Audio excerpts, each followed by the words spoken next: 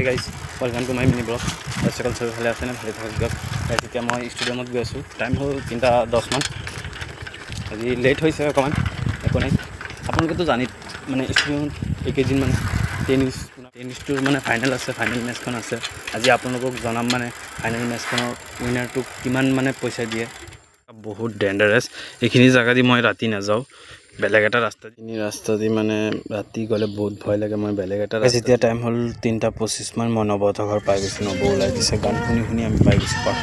পাঠৰ ওচৰত মানে চাওঁ সিহঁতে আহি পেলাই ৰখি আছে কথা পাতি আমি পাই গৈছোঁ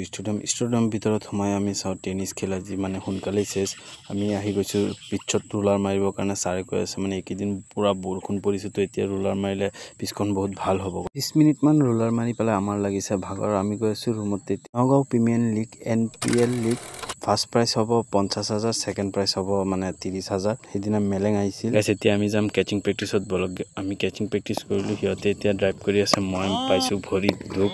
মানে মুচুৰা খাইছে যি কাৰণে ইমানখিনি আপোনালোকৰ যদি ভিডিঅ'টো ভাল লাগে তেতিয়া লাইক কৰিব শ্বেয়াৰ কৰিব ভৰিটো একদম ফুলি অৱস্থা নাই কালি প্ৰেক্টিছত আহিব পাৰোঁ নে নাই ঠিক নাই বাই গাইছ